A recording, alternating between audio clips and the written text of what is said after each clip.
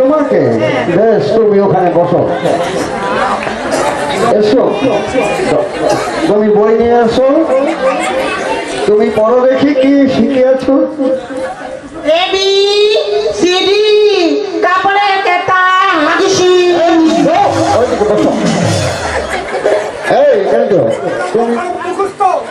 আমার বাবা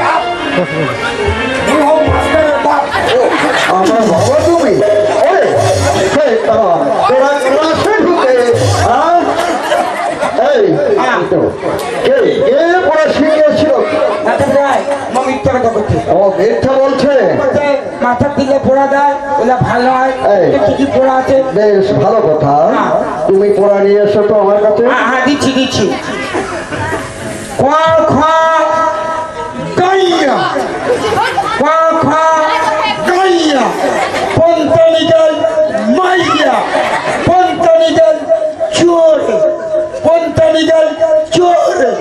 মাস্টারে মাইয়া মোর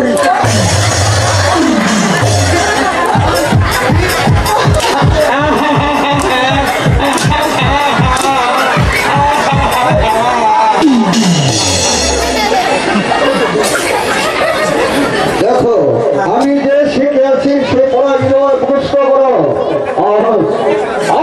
এত বেলা হলে সীমন্ত এখনো পাঠশালায় এলো না, তাই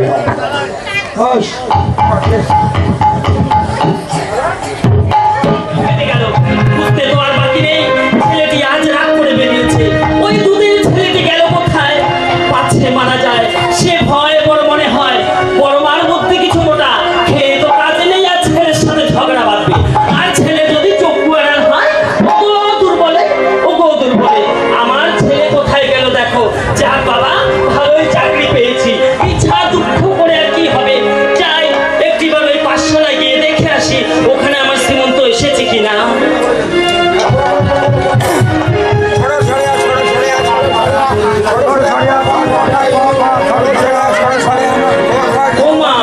এখানে তো সব ছেলে করছে, কিন্তু আমার শ্রীমন্তকে তো দেখছি না। কোথায় গেল কোথায় গেল? না না, এই ছেলেদের বলে আর কোনো লাভ নেই। ওই তো বটবৃক্ষের নিচে গুরু মহাশয় বসে আছে। যাই ওই ভীমরে মিশে যাই একবার বলি।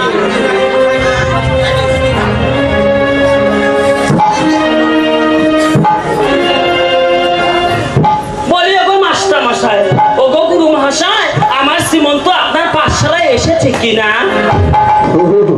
তুমি দেখতে পাচ্ছ না তোমার শ্রীমন্ত পাঠশালায় আছে কিনা? দুটো বাঘের মতো বড় বড় চোখ থেকেও দেখতে পাচ্ছিস না তোর শ্রীমন্ত পাঠশালায় আছে কিনা? বাবা, মুখ পুড়ে মিশেটা কি কথা উত্তর করলেন? আমি কেবল ভালো মুখে জিজ্ঞাসা করলাম, ও গো গুরু মহাশয়, আমার শ্রীমন্ত আপনার পাঠশালায় এসেছে কিনা? ও মা, শ্রীমন্ত কথা শুনে যেন ঠেকি কুকুরের মতো খ্যাক করে। এই শ্রীমন্ত বুঝি ঠেকড়া পড়া টাকা ধরে বুকে বসে। বাবা, বেশি বকবক করিস নে। তোর আমি একতলায় বাস করি না, তোর শ্রীমন্তে হাত ধরে বেরোতে হবে। এখান থেকে বেরিয়ে যাও। কি কথা কি উত্তর করলেন? আমি কেবল ভালো মুখে জিজ্ঞাসা করলাম, ও মাস্টার মশাই, ও গুরু মহাশয়, আমার শ্রীমন্ত আসছে কিনা? আমার শ্রীমন্ত মরবে কেন? আমার শ্রীমন্ত চুলায় যাবে কেন? তুই মর না, তুই চুলায় যাবে। তোর মতো কোনো কাজ নাই। কথায় বলে না, এক কড়া মুরাদ নাই ভাত মারিবে। খুঁজে পাওয়া যায় কিনা তারপরে সন্দেহ। কিন্তু এই বিষয়টা উচ্চি উড়বার জ্যাম। আমি বুঝতে পেরেছি মহা যেতে না যেতে একটা মাইনের জন্য রসাত্ম। আরে মুখ পড়া, আমি বুঝতে পেরেছি আমার শ্রীমন্ত বুঝে ভালো করে শ্রী পঞ্চমীর সময় খুশি করায়নি, তাই তো তার উপর এত তোরে আর কিছু বলবো না। এই বড় মাকে বলে যে রূপ জব্দ করতে করবো। ও গো গুরু মহাশয়, ও গো মাস্টার মশাই, এই আমি বড় মার কাছে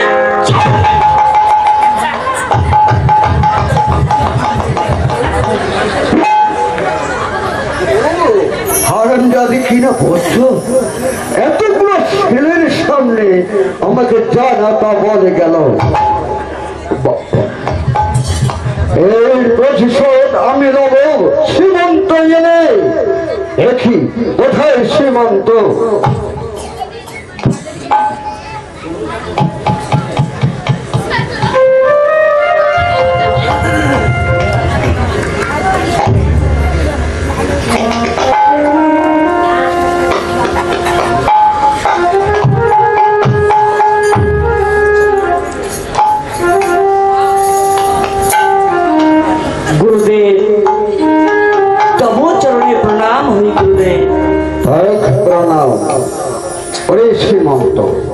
আজ এত বেলা হলো কেন বলো? বৎসরে আসতে এত বিলম্ব হলো কেন? আগে গুরুদেব, আমার মায়ের সঙ্গে আমি মঙ্গলচণ্ডী পুজো করতে গিয়েছি বলে আজ এই পাঠশালায় আসতে আমার একটু বিলম্ব হইল। তোর মায়ের সাথে ওই মঙ্গলচণ্ডীর পূজা করতে গিয়েছিলে বলে এত বেলা হলো? আগে গুরুদেব, ও, তোর মায়ের কথা অন্যথা করতে পারিসনি, তাই মার সাথে তুই মঙ্গলচণ্ডীর পূজা করতে গিয়েছিস? আগে গুরুদেব। শ্রীমন্ত, আজ আমি তোমাকে যে 3টি শ্লোক দিয়েছি তা মুখস্থ হয়েছে? গুরুদেব, আমি প্রথম শ্লোকটি অভ্যাস করেছি, তার অর্থ বুঝতে পেরেছি গুরুদেব। আর দ্বিতীয় শ্লোকটি আমি অভ্যাস করেছি, তার অর্থ বুঝতে পারিনি গুরুদেব। আর তৃতীয় শ্লোকটি আমি আদৌ অভ্যাস করতে পারিনি। বলো তো শ্রীমন্ত, প্রথম শ্লোক কি অভ্যাস হয়েছে? গুরুদেব, যে মাতৃবৎ পদ্মারিষু রাষ্ট্রবদাষ্ট্রবৎ সর্বভূতেষু যপ্রমাত্তি সপণ্ডিত, অর্থাৎ চাণক্য পণ্ডিত বলেছিলেন, যিনি সকল জীবকে নিজের আত্মার মতন দেখেন এবং পর স্ত্রীকে নিজের মায়ের জ্ঞান করেন, সকল দ্রব্যকে তুচ্ছ মনে করেন, তিনি হচ্ছেন এই বিশ্ব ব্রহ্মাণ্ডে মহাপণ্ডিত। আর দ্বিতীয় শ্লোকটি? আগে গুরুদেব, যে লালায়িত পঞ্চম বর্ষণী দশম বর্ষণী তারায় প্রাত্যেষু 16 বর্ষণী পুত্র মিত্র বদাচরে, এর আমি অর্থ বুঝতে পারিনি গুরুদেব। ও, এর অর্থ বুঝতে পারোনি? বাহ, এবার এর অপমানে প্রতিশোধ লব।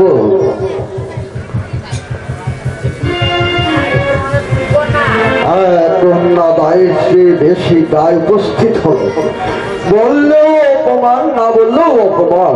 তবে শ্রীমন্ত, শ্লোকটি আরেকবার বলো শুনি। আগে গুরুদেব, যে লালায়িত পঞ্চম বর্ষণী দশম বর্ষণী তারায় প্রাত্যেষু 16 বর্ষণী পুত্র মিত্র বদাচরে। শ্রীমন্ত, তবে শোনো, লালায়িত পঞ্চবর্ষায় অর্থাৎ 5 বছর বয়সে শিশুদের মুখে লাল পড়ে, আর 10 বছরে অর্থাৎ 10 বছর যখন বয়স হয়ে যায় তখন ওই মাঠে ছুটাছুটি করে ঘুরিয়ে বেড়ায়। আর প্রাপ্তটিও 16 বছর অর্থাৎ যখন 16 বছর বয়স পূর্ণ হয়ে যায় তখন পিতা মাতাকে মারধর করবে, বাড়ি থেকে তাড়িয়ে দেয়। গুরুদেব, যেমনি অগাধ বিদ্যা তেমনি তার অর্থটাও রয়েছে। ওরে থাক, আর দ্বিতীয় শ্লোকটি অভ্যাস হয়নি কেন? গুরুদেব, আমার মায়ের সঙ্গে আমি মঙ্গলচণ্ডী পুজো করতে গিয়েছি বলে আমি তৃতীয় শ্লোকটি অভ্যাস করতে পারি। তোর মায়ের সাথে ওই মঙ্গলচণ্ডীর পূজায় গিয়েছিলি বলে তোর দ্বিতীয় শ্লোকটি মুখস্থ হয়নি? না গুরুদেব। শ্রীমন্ত, অভ্যাস না করে তোর মার সাথে গিয়েছিলি? গুরুদেব, আমার মা আমাকে বললেন, তাই মায়ের কথা কেমন করে অবাধ্য করি গুরুদেব। ও, তুমি তোর মায়ের কথা অবাধ্য করতে পারিস নাই বলে মায়ের সাথে মঙ্গলচণ্ডীর পূজা করতে গিয়েছিলে? বেশ ভালো, তোর মায়ের কথা আর আমার মুখে তুলিস নে। গুরুদেব, হ্যাঁ, আমার মায়ের কথা মুখে তুলবো না তা কার কথা তুলবো গুরুদেব? যার জন্য এই পৃথিবীর আলো দেখেছি, যার জন্য এই বিশ্ব ভূমণ্ড দেখেছি, তার কথা মুখে না আনবো তো কার কথা মুখে আনবো গুরুদেব? ও, তোর মা কথা অন্যথা করতে পারিনি। ওরে শ্রীমন্ত, তোর মা নাকি বড় সতী, তাই সতী মায়ের কথা অন্যথা করতে পারিসনি? হ্যাঁ গুরুদেব, এ কি বলছেন গুরুদেব? তিনি আমার গর্ভধারিণী মা, আমাকে 10 মাস 10 দিন তার জঠরে ধারণ করেছে। ছোট থেকে লালন পালন করেছে আমাকে, আমি মায়ের কথা কেমন করে অবাধ্য করি গুরুদেব? ও তোর মায়ের কথা অবাধ্য করতে পারিসনি। তোর মা যে কেমন সাথে আমি বুঝেছি। এক ছাগল পুষেছে, তার পরিচয় দিয়েছে তোমাকে। গুরুদেব এ কি বলছেন গুরুদেব? আমি ঠিক বলছি। না গুরুদেব না, আমি আমি আপনার এই দুটি চরণ ধরে বলছি গুরুদেব, আমার মা সতী হোক আর অসতী হোক, আমার গর্ভধারিণী মা, আমার মায়ের নিন্দা করবেন না গুরুদেব। আমার মায়ের নিন্দাকে আমি সহ্য করতে পারবো না। তুমি তোমার মায়ের নিন্দা সহ্য করতে পারবে না বলে আজ আমার পায়ে ধরে ক্ষমা যাচ্ছ। ভালো বলছি মন্দ, তোমার পিতার নাম কি? গুরুদেব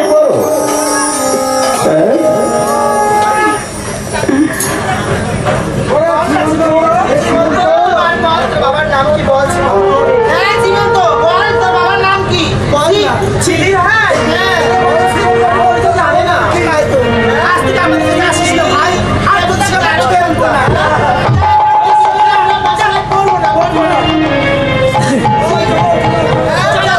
উনি আমার এই খেলার সাথী, উনি আমার বন্ধু। আজ তোমরা এভাবে আমাকে বলতে পারলে, আমাকে এভাবে দৌড়ি দৌড়ি করে দাঁড়িয়ে দিতে পারলে, আমি কোনোদিন ভাবতে পারিনি তোমরা আমাকে এভাবে দাঁড়িয়ে দেবে, কোনোদিন ভাবতে পারিনি।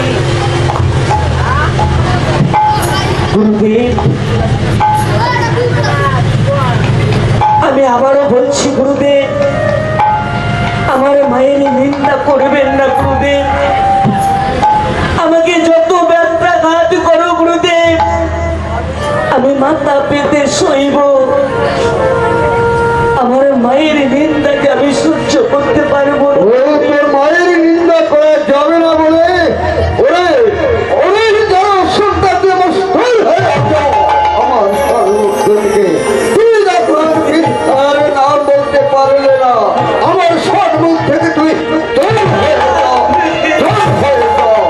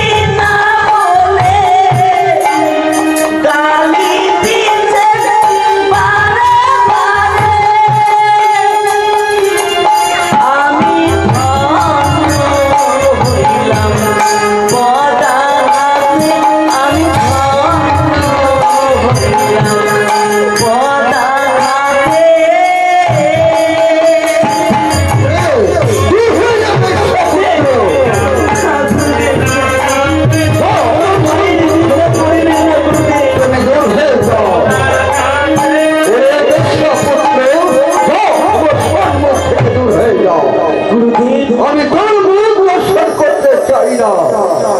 ঠিক আছে গুরুদেব, আমি আর থাকতে চাই না আপনার এই পাঠশালায় গুরুদেব।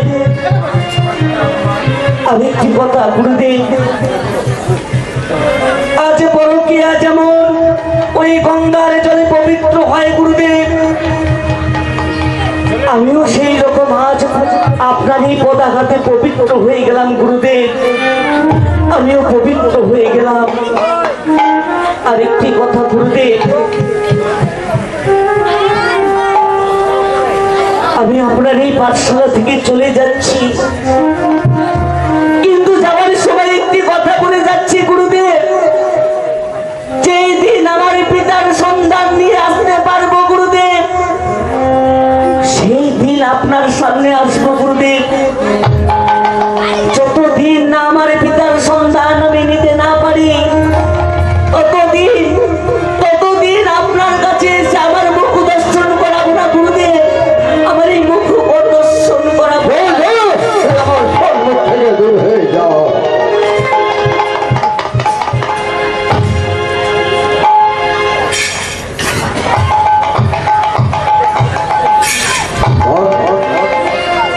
শ্রীমন্তকে ইউরোপে প্রহার করলাম, তবু আমার পদে ধরে বলছে গুরুদেব, আমি যদি সেই সঙ্গে পিতৃ পরিচয় করে দিতে পারি, তাহলে তোমার পিতার অন্বেষণ করে মাতার অপবাদ দূর করব। বালক এ সামান্য বালক নহ, আমার কাছে অটল প্রতিজ্ঞা চলে না। এবেলায় এখন আমার স্কুল থেকে চলে যাওয়াই ভালো, কেননা ওই দুর্বলা চাকরিটা যদি আমার এখানে আছে, আমাকে হার করে গিলে খাবে। এবেলায় আমার যাওয়াই ভালো, এবেলায় আমার যাওয়াই ভালো।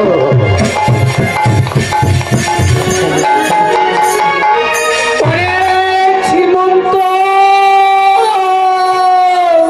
তুই ফিরে আয়, তুই ফিরে আয়, তুই ফিরে আয়। আমি তোর হতভাগী মা,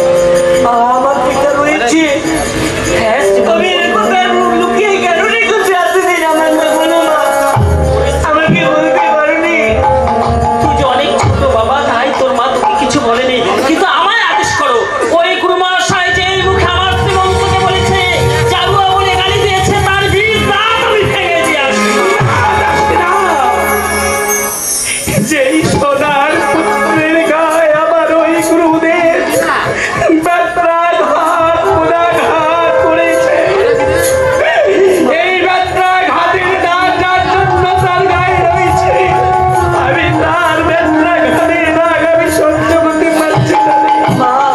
পুড়েছিল মতো তোর পিতা ওই মানে তো করতে গিয়ে ওই কারাগারে রয়েছে। আমি এর জন্য তোকে বলিনি রে, হয়তো তখন তুই বুঝতেও পারছি না তোর পিতা আছে। ওগো না, তুমি কি এ কথা শুনতে পাচ্ছ না? আজ আমার শ্রীমন্তকে বেশ্যা পুত্র জানুয়া বলেছে, তুমি সে কথা কি শুনতে পাচ্ছ না? তুমি বেঁচে থাকতে আজকে এ কথা শুনতে হলো। ওগো না, ওগো না, হায় হায়, ওরে বিষ্ণু দেবী, অবশেষে আমার কপালে কলঙ্ক আটলো। তুমি একটু শান্ত হও মা। আজ আমার পিতা যদি রয়েছে তাহলে আমাকে অনুমতি দাও মা, আমি গিয়ে আমার পিতাকে ফিরিয়ে নিয়ে আসবো মা। আমার পিতাকে যাবি ফিরিয়ে নিয়ে আসতে চাই মা। না শ্রীমন্ত, আজ আমার মাথায় যে কলঙ্কের দাগ লেগেছে সেই কলঙ্ককে আমি মুছিত করতে চাই মা। না, তুই কি করে ওই অপর সিন্ধু পারে যাবে? তুই যেতে পারবে না। তোর পিতা দুরন্তর পর সিংহল পাটনে ওই বন্দি ঘরে কারারূপে রয়েছে। তুই কি করে অপর সিন্ধু পারে যাবে? তুমি যেতে পারবে না। কথা বলো না মা। আজ তোমার আশীর্বাদ যদি আমার মস্তকে থাকে আমি কোনো কিচ্ছু ভয় করি না মা। আমি অবশ্যই আমার পিতাকে উদ্ধার করে নিয়ে আসতে পারবো মা। হায় হায়, আমি এখন কি করি? ছেলেটাকে হাজার বোঝালো আর বোঝে না। বেশ ওরে শ্রীমন্ত, তুই শান্ত হ বাবা, তুই শান্ত হ। ওগো দুর্বলে দাসী, তুমি যাও ওই গণক ঠাকুরকে খবর দাও সে যেন আমার বাড়িতে আসে। আমার শ্রীমন্ত বাণিজ্যে যাবে, তার একটা শুভ দিন নির্ণয় করতে হবে। বেশ বড় মা, কোনো চিন্তা করো না, আমি এই মুহূর্তে গণক ঠাকুরের বাড়িতে যাব আর শুভ দিন নির্ণয় করে নিয়ে আসবো। বেশ দুর্বলে, তুমি এই মুহূর্তে যাও। পরিবার শ্রীমন্ত, চল, তুই তো সকাল থেকে কিছু খাসনি, তোর জন্য আমি কিছু খাইনি রে। চল ওই হাজিয়া এসে বাঁচাবো মামা।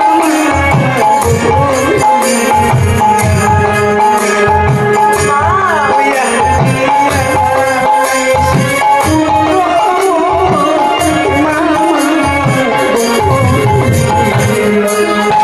না না, আমি আর বিলম্ব করবো না, বাড়িতে যাই, দেখি গণক ঠাকুরটা বাড়িতে আছে কিনা। ওগো, গণক ঠাকুর বাড়িতে আছো?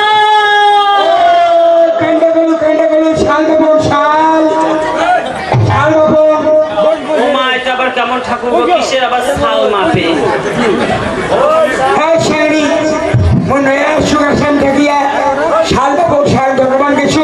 তুমি আসামি ঠাকুর? কয়টা সামনে? 5 কেজি বসুন। মাছ খান সবাই।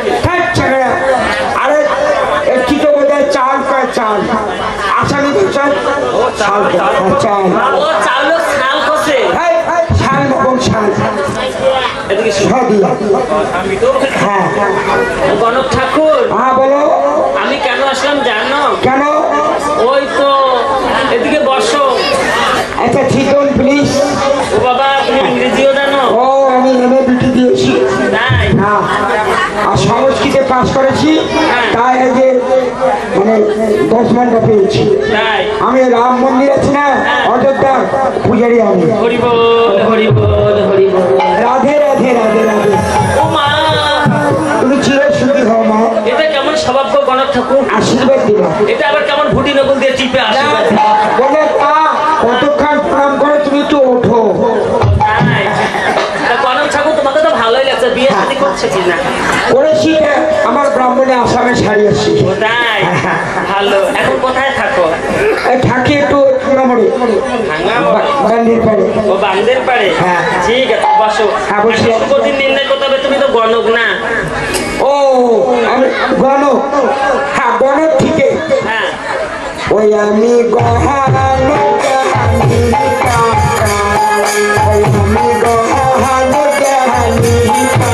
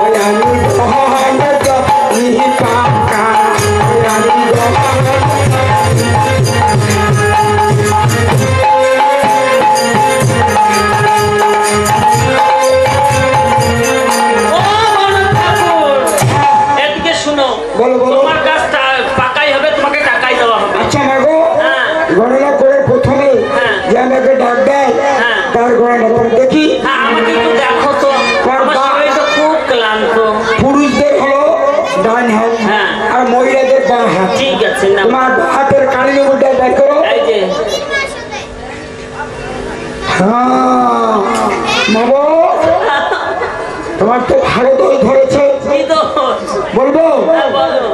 আচ্ছা মাগো, তুমি যখন হেঁটে হেঁটে যাও পিছন একটা শব্দ করে না? করে তো, এই তো ওটা বলে কালের দোষ। হ্যাঁ, আর তুমি যখন ঘুমাও মাথাটা টিক টিক টিক টিক করে ব্যথা করে না? মনে হয় শরীরটা চাবাচ্ছে। হ্যাঁ, সেই অলস শরীর জানো। এই তো, তাহলে তোমার এই দোষের জন্য আমি নবগ্রহ একটা তাবিজ দেবো, একটা অষ্টধাতুর আংটি দেবো।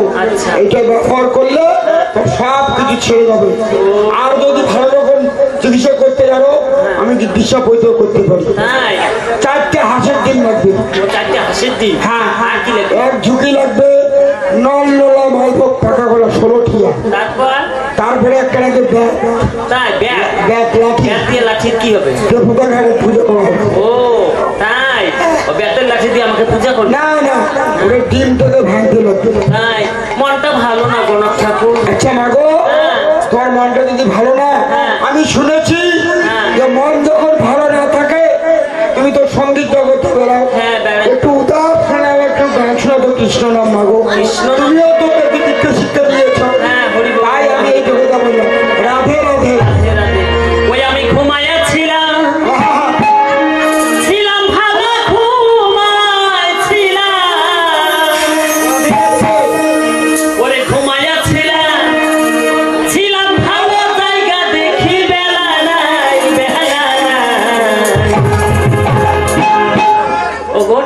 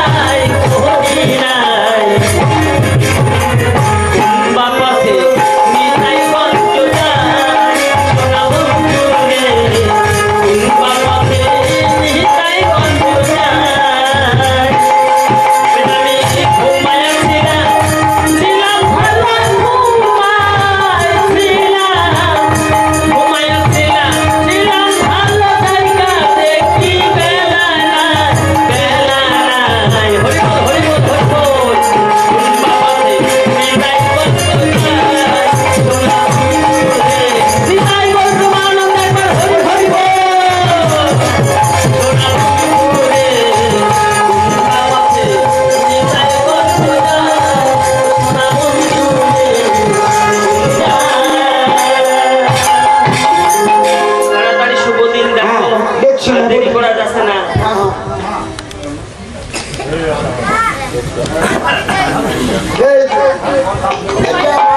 হ্যাঁ ডাইরেক্ট গাড়ি পঞ্জিকা কোথায়?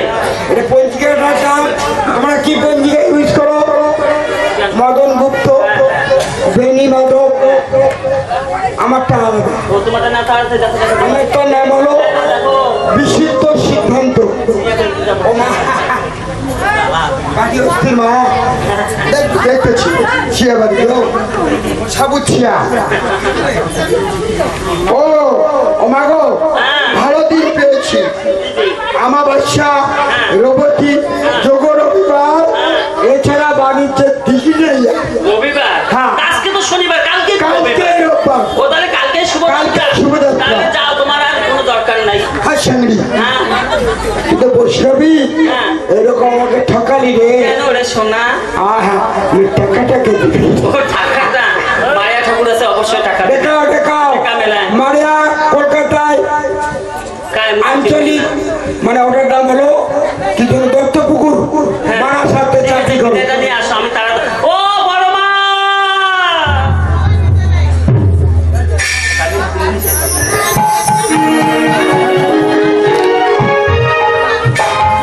ওগো দুর্বলে তুমি পূজার সাজন করো আমি আমার ঝিমন্তকে নিয়ে মায়ের মঙ্গলার মন্দিরে যাব দেখি মা আমার ঝিমন্তর প্রতি সদাই হয় কিনা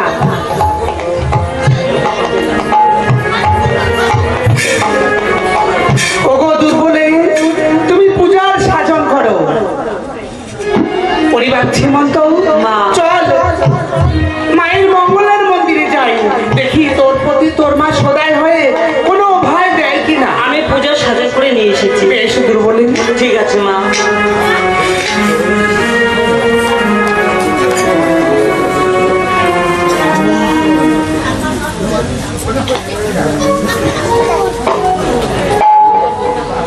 বাবা ওই তোর মা স্মরণ কর বাবা মা গো দুর্গতি নাশিনী দুর্গা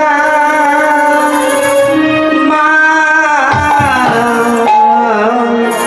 করো মা দুঃখে অবসর মা গো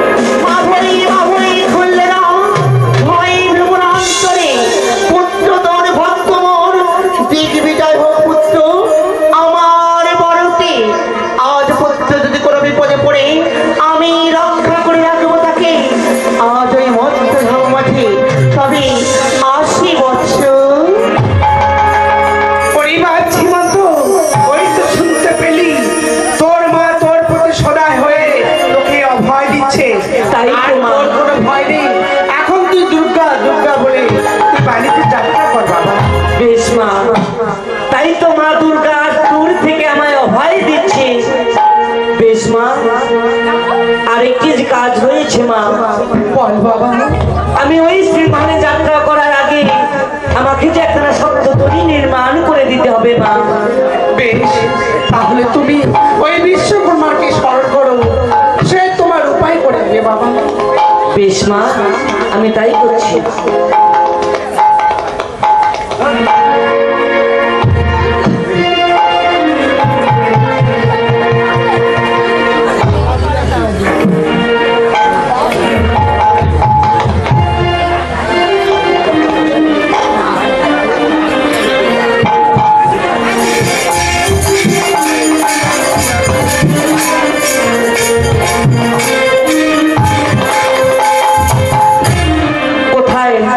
কোথায় বাবা বিশ্বকর্মা?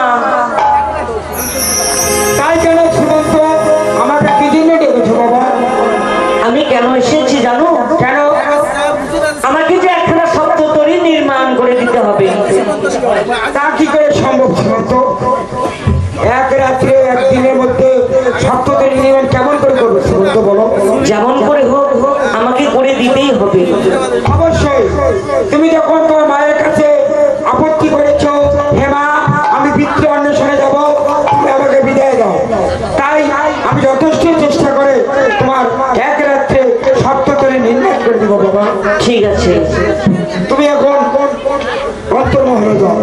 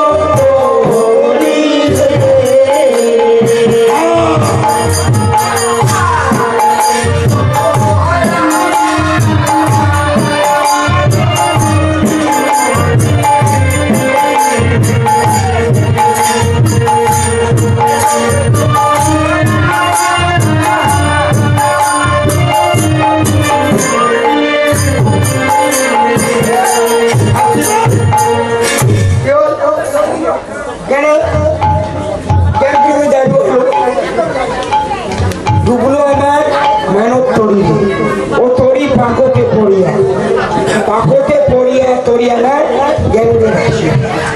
তারপরে কি করছে, বাপে আমার নাই জন্ম দিল পরে, আর যখন আমার জন্ম হয়েছিল মাও ছিল না ঘরে।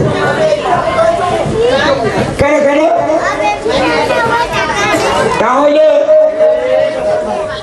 তাহলে কবি তো উত্তর, ওরা তো সবাই কবে যেন ঘটনাটা খারাপ ও সই দিবেন না। কাজে শুনেন, সপ্তখণ্ড রামায়ণের থেকে একটু বাঁচি নেওয়া আছে। রামায়ণ যখন সীতা দেবীকে রাবণ হরণ করে নিয়ে গেলেন লঙ্কায়, হ্যাঁ, তখন সীতা দেবী পঞ্চমের গর্ভ ছিলেন।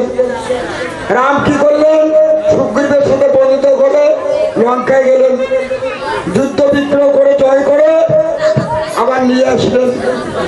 তারপরে যখন সীতাকে অযোধ্যা আনলেন, তখন প্রজাগণ কিন্তু কানাকানি করে দিচ্ছে যে রাক্ষস ধরে গেছে সীতা, নিশ্চয় লোক কুকর্ম করছে।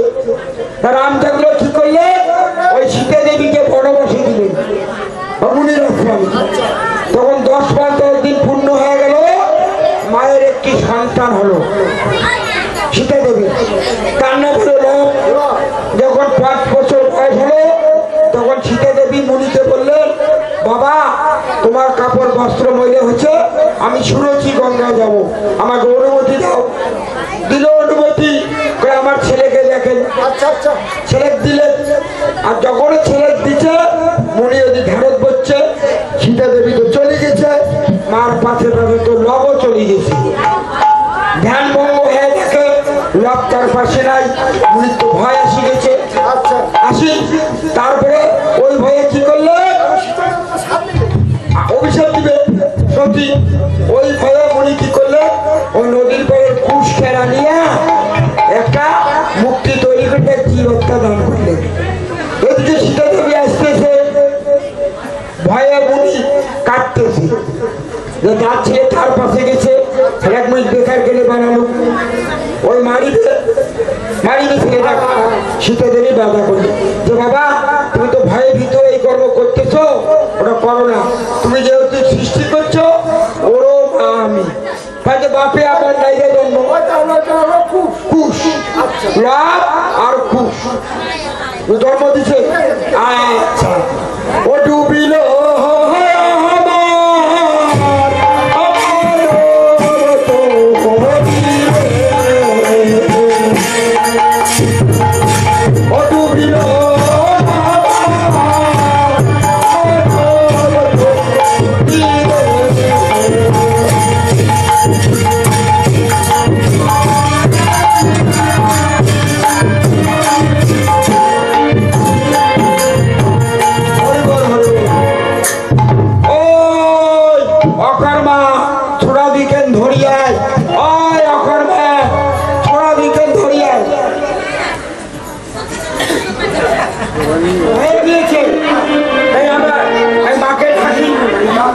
তার পুত্রকে তো কোলে গেছে, সত্য করে দিবে।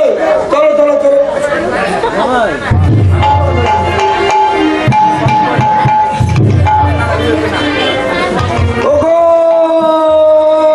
সুমন্ত,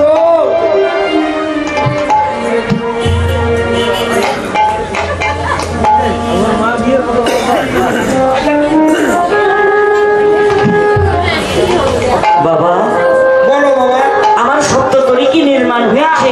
আমার সপ্ততরী সুন্দর করে নির্মাণ করেছি বাবা। ঠিক আছে, তাহলে ঘাটো মাঝে নিয়ে চলো। ওরে বাবা শ্রীমন্ত, আমি তোকে বিদায় দিব, তবে একটি শর্তে জিজ্ঞাসিব, আমি যা বলতে পারো যদি, তাহলে বিদায় দিতে পারি কোনো নিধি। মা, আমাকে যা জিজ্ঞাসা করবে করো মা, আমি দুর্গা নাম করে আমি সব প্রশ্নের উত্তর দেব মা। তাহলে বলো বাবা, ওই বন মাঝে খেপা মহিষ যদি করে তারা? মা, দুর্গা নাম কেবল আমি হইব সাহারা। তাহলে তুফানে পড়িলে তোর কি করবে বল? মা, তুই নয়নি বলি আমি করিব সারণ। বেশ, তোমার সুন্দর বুদ্ধি হয়েছে, কিন্তু আমি তো তোকে একা যেতে দেব না মা। হ্যাঁ, আমি অবিনী দাসকে তোমার সঙ্গে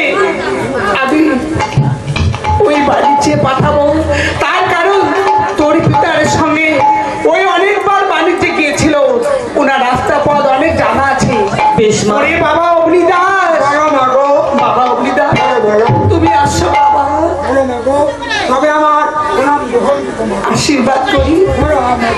ওরে বাবা অগ্নিদার, আজ এই বিপদে তুমি ছাড়া আর আমার কেউ নেই। অবশ্যই মাগো। আমার জীবন্ত ওই বাড়িতে যাবে, তাই যে তোমাকে যেতে হবে বাবা। তোমার বাক্য আমি ছিঁড়ে যাচ্ছ মাগো। তোমার সীমন্তকে আমার প্রাণের চেয়ে ভালোবাসি মাগো। ওরে বাবা অগ্নিদার, তাহলে এসো। ওরে বাবা ছেমন্ত, মা